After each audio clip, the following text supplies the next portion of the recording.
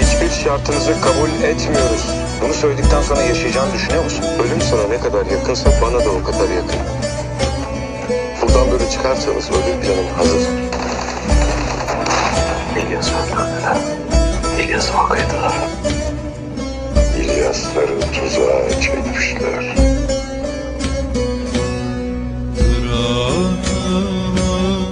Beni ince ölürüm ince.